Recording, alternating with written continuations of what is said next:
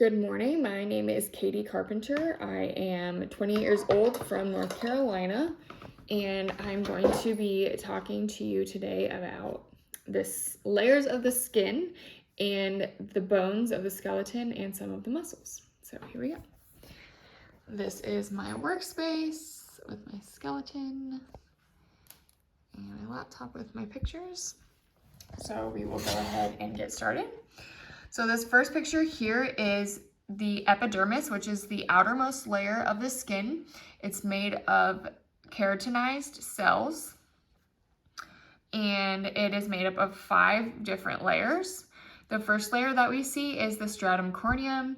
It is made of up to 30 layers of dead skin cells that protect the body. The next layer is the stratum lucidium, which is a thin layer with cells that lack a nucleus or any organelles. The next layer is the stratum granulosum, which is made of 3 to 5 layers of flat keratinocytes with coarse granules, which are these little red dots. The next layer is the stratum spinosum, which is made up of keratinocytes, which is my next term. Keratinocytes are these cells right here. They produce keratin, and they make up the majority of the epidermal cells. Keratins are fibrous structural proteins. And the next layer, which is the deepest layer, is the stratum basal. Like I said, is the deepest layer of the epidermis. It's made of cuboidal and low columnar stem cells and keratinocytes. And then found in the stratum basal is going to be melanocytes, which make melanin, and that is a pigment that gives color to the skin. And then lastly, on this picture, we have the basal membrane, which is this like red right here, and it separates the epidermis from this, which is the dermis. So then we're gonna go to the next picture, which is kind of showing all the layers. So we have our epidermis up here. And then right here, this part is going to be the dermis, which is a connective tissue layer made of mostly collagen, but also has reticular and elastic fibers, and contains a network of blood vessels, nerve endings, cutaneous glands, hair follicles, and the roots of nails. And it's separated into 2 zones, which is the papillary layer and the reticular layer. The papillary layer is this top layer, and it is a shallow zone made of areolar tissue, and it contains the small blood vessels that we see up here and plays a key role in fighting infection. Then we have, like I said, the reticular layer, which is the lower layer. It is the deep layer, and it's made of dense, irregular connective tissue. Then down here we have the hypodermis. There's really no clear border to separate the dermis from the hypodermis, but the hypodermis has more adipose tissue, which is fat cells. And it is composed of areolar tissue as well, and it's more vascular than the dermis. Then we have our sebaceous gland right here, which secretes sebum, which is an oil that helps to protect the skin, and it secretes it onto the skin and into the hair follicle. And then as you can see, we have our blood vessels right here. The red would be arteries, the blue would be veins, and then we have a nerve.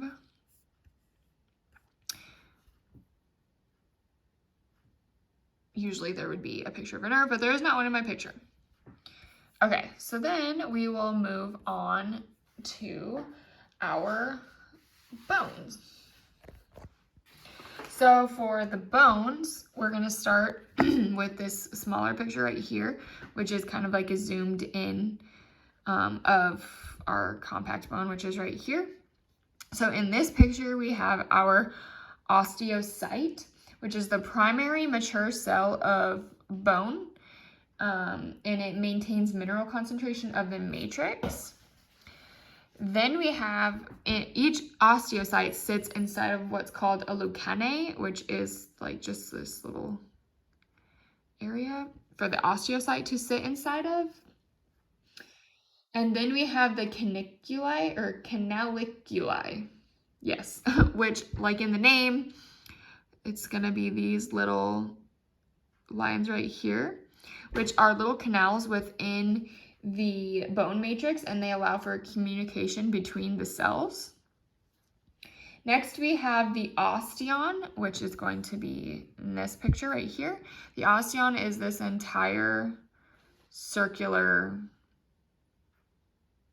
piece right here. It is the microscopic structure unit of compact bone.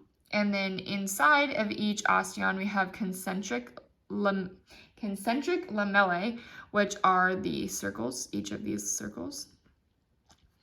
And those make up the osteon, and they're made of calcified matrix. Then we have the central canal, which is in the center of the osteon, and it houses the blood vessels, nerves, and lymphatic vessels. So we have, again, red for arteries, blue for veins, yellow is the nerve, and the green one is going to be the lymphatic vessel. So that is the central canal. Then we have circumferential lamellae, which are going to be these lamellae that kind of run right here. They are going to be encompassing the entire bone. They're not just the little circles. They encompass the entire bone. And then the last thing we have is the periosteum, which is this layer right here. And it is a dense layer of vascular connective tissue that envelops the bone, and it is present everywhere except for on the joints, on your joints of the bones. All right, and so next we're going to move on to our Mr. Skeleton Man. Sorry, my cat is trying to be part of the show. So we will start here. I'd like to start with the spine. So first we have our cervical vertebrae, which are going to be right here. They are, there are 7 of them. 1, 2, 3, 4, 5, 6, 7. They're in our neck, and they are C1 to C7. Then we have our thoracic vertebrae, which are going to be our upper back. They're where our ribs attach. There are 12 of them, T1 to T12. And then we have our lumbar vertebrae, which are our lower back. There's 5 of those, L1 to L5. Then we have our sacrum, which is composed of 5 fused vertebrae right here. And then this little tiny guy down here is our coccyx. He is made up of 3 to 5 fused vertebrae. It depends on the person. The most common amount is going to be 4. So then we'll turn this guy back around. The next term we have is diaphragm, which is not on my skeleton because it is a muscle, but it sits right here. And as I said, it's a muscle that separates the thoracic cavity from the abdomen, and it helps us to breathe. Next, we have our external oblique muscles, which are going to be right here on the sides of our abdomen. Then we have our frontal bone, which is this front top skeletal bone. As you can see, the suture right there, that's the frontal bone. Then we have our hyoid, which I have a picture on here for because it's not on our skeleton. So our hyoid bone is a free-floating bone that lies just under this bone, which we'll get to next. And it helps to support the weight of our tongue and helps us to swallow and to talk. The next that we have, like I said, is going to be our mandible, which is this bone right here on Mr. Skeleton Man. That is this bone. It is the only movable bone of the skull. As you can see, it helps us to talk and to chew our food. Then we have the maxilla, which is going to be the top bone of our mouth right here. And next is our nasal bone right here. Then we have our occipital bone, which sits on the back of our head right here. You can see by the sutures right there.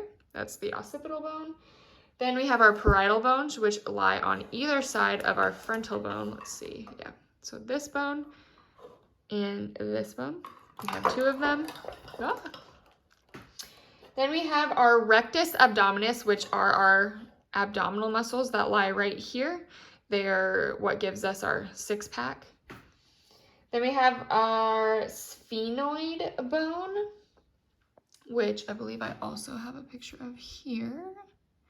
Yes, so you cannot see it on Mr. Skull because it lies just behind our eyes back here.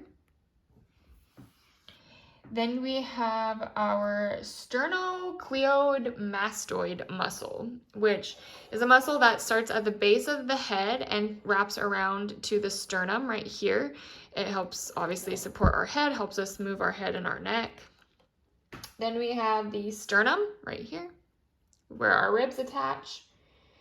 The temporal bones are going to be the bones on either side of the head. There's two of them. They're right where our ears are. Then we have our trapezius muscle, which is a muscle that is at the base of the neck and it runs down to the middle of the back and it kind of goes out to here. And it helps us to move our head, our neck, our arms, and it stabilizes the spine. And then last we have our zygomatic bone, which are our cheekbones. They're right here. They give us what we call our cheeks. Kind of go up into the eyes, and then back here you can see kind of like the sutures on this guy. And that is it. Our skin, our bones, and some of our muscles. Thanks.